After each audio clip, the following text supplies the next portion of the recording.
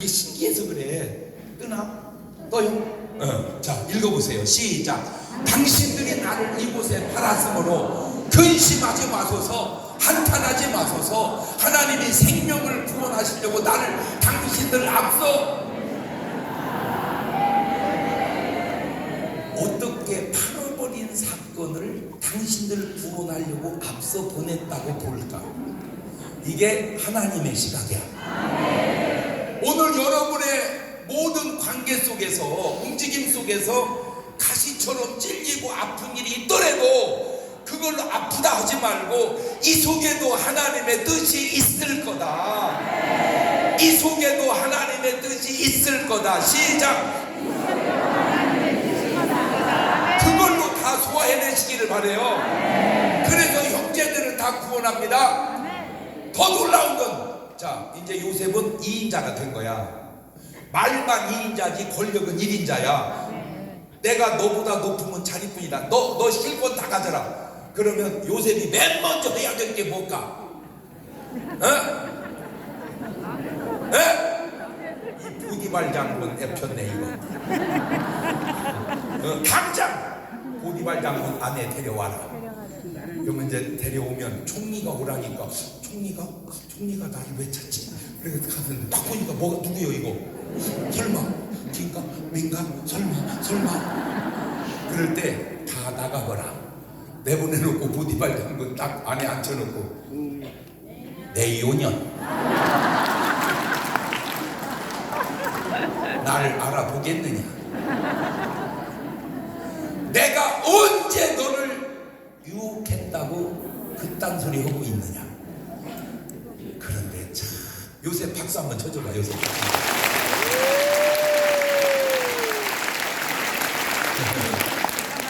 요셉은 보디발 장군 아내에 대한 언급이 없어요. 언급이 없어요. 왜 그런 줄 아세요? 지운 거예요. 요셉이나 우리 예수님이나 지혜로운 5 처녀는 기름 등불 예비해서 신랑을 맞이하고, 미련한 5 처녀는 기름은 없고 등만 있다가 신랑을 맞이하지 못할 때 주여 주여 열어 주소서 할 때 마태복음 25장 11절 보세요. 신기합니다. 시작. 그 후에 남은 처녀들이 와서 주여 주여 우리에게 열어주소서. 12절. 대답하여 가로되 진실로 너희에게 이르노니 내가 너희를 알지. 나는 저 말이 믿어 안 믿어져?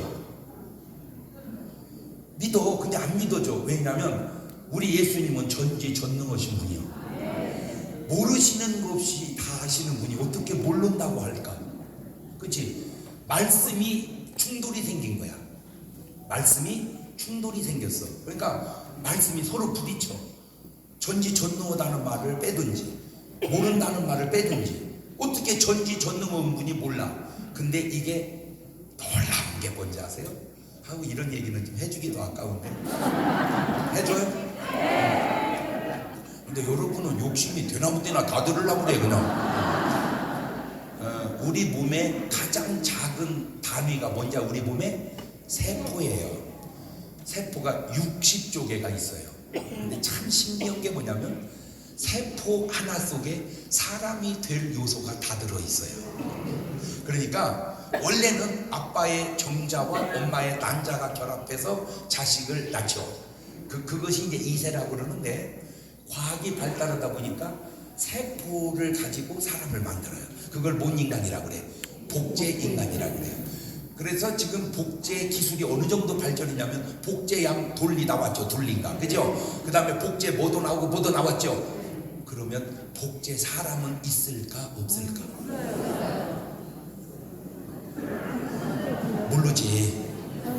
모르지? 모르는데 내가 추측건데 어딘가 있을지도 모르겠어요. 왜? 발표를 하면은 윤리에 문제가 있으니까. 인간의 연구가 뭔 연구는 안 하겠어요, 그죠? 이미 영화에는 나왔잖아, 그치? 지금 어디 지하실에서 복제 인간을 만들고 있어요. 그거는 그 복제 인간은 뭘로 만들어요? 세포 가지고 만들어요. 그러니까 사람 하나가 60쪽의 세포가 있으면 모든 세포가 다 안 된다 하더라도 한 사람만 있어도 원자재가 60조는 아니어도 몇백억 만드는 건 일도 아니다 이래요. 이게 지금 그렇게 세상이 희한하게 가는 거야. 자, 그런데 그 세포를 열어보니까 그 안에 별별 게 다 있는 거야.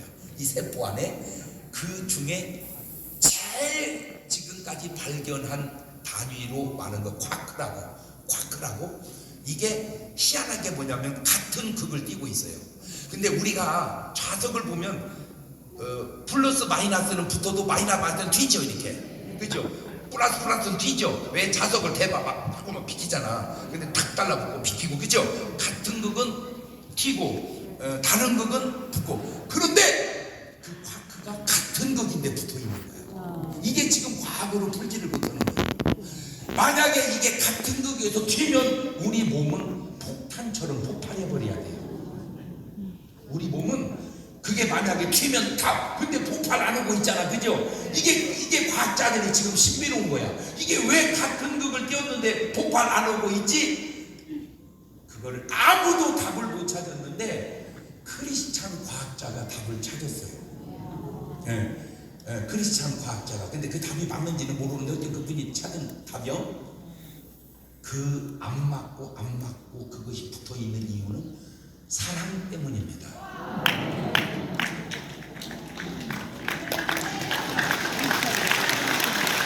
그러니까 우리 몸에 유전자 안에 있는 이 세포 안에 있는 쿼크가 안 맞는데 붙어 있는 건 뭐 때문이다? 사랑 때문에. 그게 확 띄우면 여러분 신랑하고 여러분 맞아 안 맞아? 안 맞아. 얼만큼 안 맞냐? 시도하게 안 맞아. 그런데도 이렇게 살아있는 건 뭐요? 사랑 때문에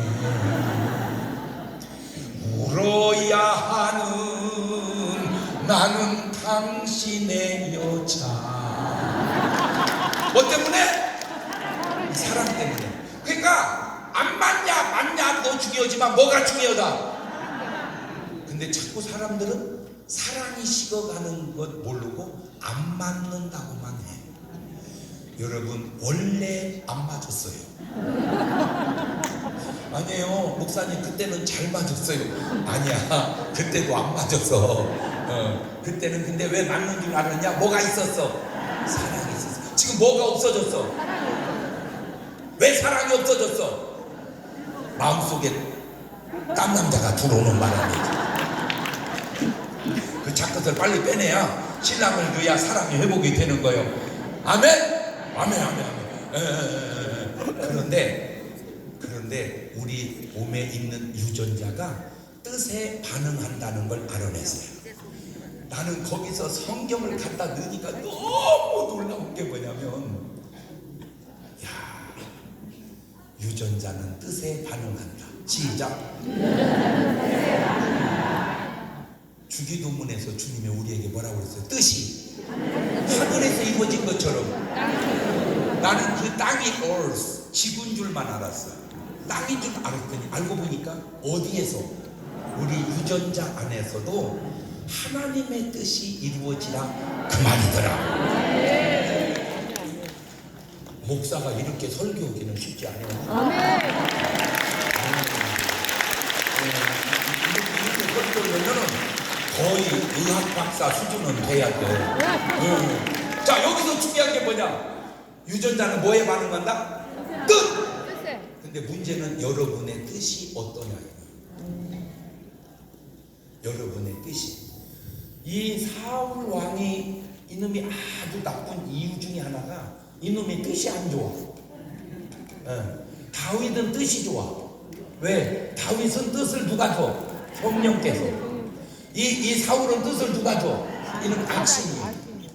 그래서 사무엘상 16장 14절을 보면 왜 사울의 인생이 그렇게 무너졌는지 금방 알아. 사무엘상 16장 14절에 신기해요. 시작. 여호와의 신이 사울에게서 떠나고 여호와의 부르신 악신이 그를, 이 악신이 사울을 뭐 하겠다? 번뇌. 근데 그냥 번뇌인데 난 너무 신기한 게 뭐냐면 부처님이 할 번뇌를 하신다. 영주안이 몇 개요? 108개. 그걸 아시는지 모르는지 번뇌 배후에는 악신이 있다는 거예요. 근데 솔직히 우리 예수 믿고 살아보면 번뇌가 그렇게 많지는 않잖아요. 나는 사람들에게 내가 좀 쓰지 말라는 말이 있어요. 이번에도 이제 미국을 이렇게 다녀왔는데 막 다 그래 하는 아유 목사님 얼마나 힘들으셔. 힘 안 들어. 아유 얼마나 고생 안 했어. 아유 얼마나 피곤해. 안 피곤해.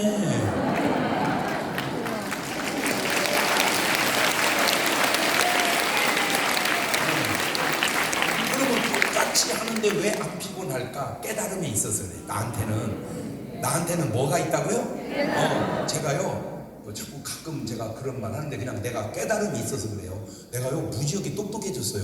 아니야 내 느낌이라니까. 내가 소크라테스보다 더 똑똑해졌더니. 아니 궁금하면 나한테 와서 얘기해봐봐. 내가 똑똑한 거 다 얘기해줄게. 자, 그 똑똑한 거를 하나만 얘기해줄게. 왜 안 피곤하고 왜 안 힘들고 왜 그런지 하나만 얘기해줄게요. 사람이 몸뚱아를 가지고 8, 90년 살아요. 육신을 가지고 살다 죽으면은 영혼을 가지고 영원히 살아요. 할렐루야. 그러니까 육신이 중요해, 영혼이 중요해. 당연하지. 근데 항상 생각은 뒤집어 보세요. 항상 생각은 뒤집어 봐라. 시작. 항상 생각은 뒤집어 봐라. 사람들은 이런 말을 해요. 왜 구정물 속에 네가 들어가서 더럽혀지려고 그러냐. 맞아요. 근데 네가 모르는 게 있어. 구정물 속에 내가 들어가서 더럽힌 것도 있지만 구정물 속에 내가 들어가서 구정물을 깨끗하게 한 것도 있어. 맞아요. 뭔 말인지 아세요? 예. 예를 들어서 물을 완전히 빼내고 샘물을 집어넣어도 깨끗해지지만 계속해서 샘물을 집어넣으면 깨끗해져요. 그러면 그 속에 들어가서 구정물이 밴다고 안 들어가면 구정물은 영원히 구정물로 남잖아. 이거를 주님은 우리에게 너희는 세상의 빛이라. 그럼 왜 우리를 세상에 집어넣으려고 그래 주님은? 그 더러운데 아니 그 더러운데 왜 우리를 집어넣으려고 그래요 주님이? 네가 들어가서 세상의 빛이 되거라. 네가 들어가서 세상의 소금이 되거라. 근데 지금 문제가 뭐냐면 소금이 맛을 내려면 내 몸이 어떻게 해야 돼? 녹아야 돼. 그 말은 희생해야 돼. 더 세게 말하면 죽어야 돼. 근데 언제부턴가 세상에서 죽는 크리스찬이 없어요. 내가 왜 죽어? 내가 왜 죽어? 그래갖고 안 죽어. 그러니까 소금이 맛이 안 나와. 난 내가 여러분을 보면서 진짜 감동이 되는 게 있어요. 참 어쩌면 이렇게 와서 은혜를 받고 또 희생하고 솔직히 여기 돈 줘서 오는 게 아니잖아. 돈 내고 오잖아. 그러니까 뭐요 이것도 희생이잖아. 이게 별거 아닌 것 같지만 그 패턴으로 세상에 나가서 우리가 그렇게 살면 우리가 썩어가는 세상을 들어가서 오염됐다? 아니 들어가서 세상을 막아가고 있다. 아멘. 오염을 막아가고 있다. 아멘. 어두움을 밝혀가고 있다. 아멘. 아멘. 그런데 언제부턴가 예수 믿는 사람이 녹으려고를 하네. 내가 왜 녹어? 내가 왜 녹어? 그러니까 안 녹으니까 맛이 안 나고 안 녹으니까 빛이 안 나는 거예요. 그러니까 세상이 어두워요. 항상 생각은 양면으로 해야 돼요. 뭔 말인지 알죠? 그렇구나. 그렇구나. 그러니까 사울은 번뇌 속에서 살아요. 그게 스트레스예요. 자, 되돌리면 영혼은 영원하니까 중요하고 육신은 8, 90이니까 별거 아니지만 영혼 속에 들어가면 육신은 다시 없습니다. 여러분 이 8, 90년이 얼마나 금쪽 같은 시간인지 아세요? 우리가 죽어서 천국을 가면 다시는 육신을 쓸 수가 없어요. 영혼 속에 8, 90년밖에 없는 이 육신을 그냥 90살 살면 9만 끼를 먹어요. 저도 벌써 6만 몇천 끼 먹었어요. 3만 몇천 끼밖에 안 남았어요. 그러니 밥을 어떻게 그냥 먹냐고. 오, 천국 가면 영원히 먹어볼 수 없는 이파. 그냥 맛있건 맛없건 그냥 감격 속에 먹는 거야. 근데 이걸 모르니까 이걸 먹으라고 해봤어 이 옆편네야. 이런 손이 그걸 말이라고 하고 있어. 그런 깨달음이 없으니까 분평을 하고 반찬 투정을 하는 거야. 이 설교도요, 지금 대한민국 목사님 중에 저보다 더 설교 많이 하는 목사 있으면 나오라고 그러세요. 그럼 막 나옵니다. 막 나와. 그렇게 말을 해야 욕을 안 얻어먹습니다. 근데 많지는 않을 거야. 그지? 그런데 지금 제가 설교하는데 하기 싫은 설교하는 것 같아요? 하고 싶은 설교하는 것 같아요? 왜 그렇게 많은 설교를? 지금 전 목사님이 나 내일 새벽에 가서 또 설교해야 돼 그랬더니 왜 대체 목회를 그 따위로 하냐고. 나는 그 따위요.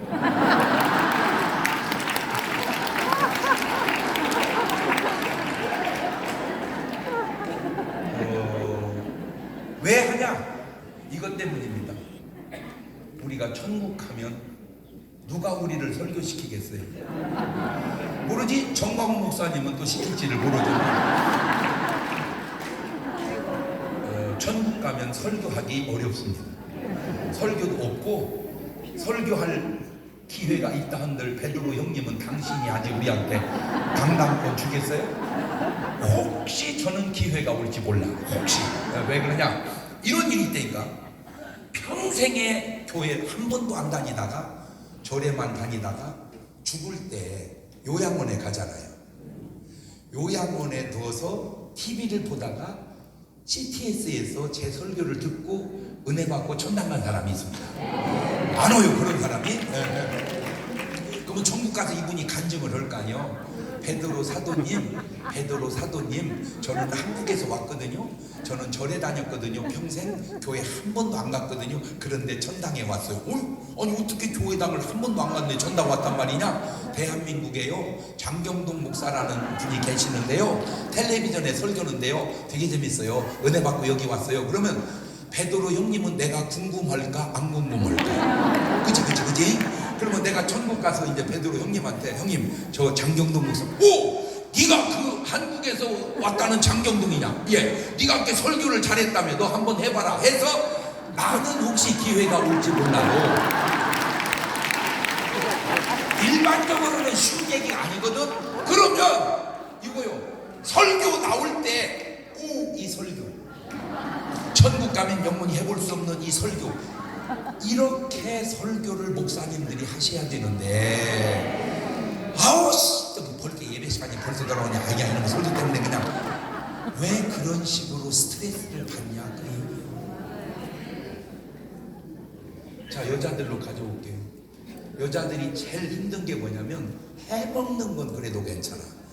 치우는 것이 문제예요. 이 작것이. 오늘부터 설거지 할 때 도대체 그릇을 몇 개씩 버려놔 이렇게 하지 말고 이 설거지. 천국 가면 영원히 해볼 수 없는 이 설거지. 빨래도 이 빨래. 천당 가면 영원히 해볼 수 없는 이 빨래.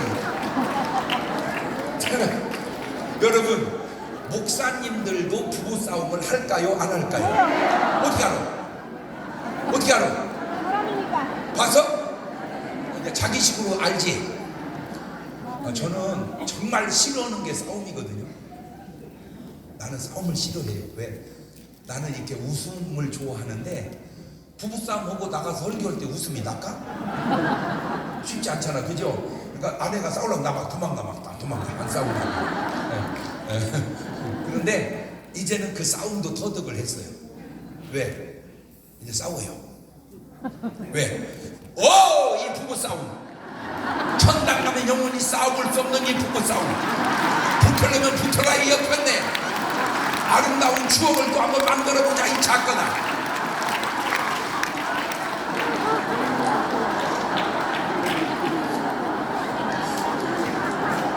천당에 부부가 없어요. 부부가 없는데 부부 싸움이 어디 있어요? 영원 속에 부부 싸움을 할 수 있는 시간이.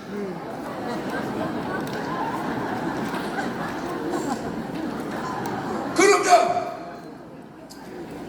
부부 싸움이 즐겁다면 부부의 사랑은 얼마나 행복할까?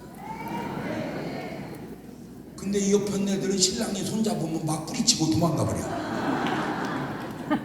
그게 하지 마세요. 살았다는 사실이 다 그만두고 그냥 남자들이 군대 생활할 때 힘든 게 원산폭격인데, 원산폭격을 하더라도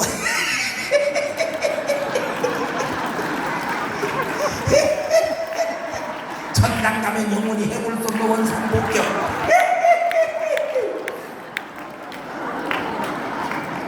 제가 지금까지 사는 삶 중에 내가 기억나게 힘든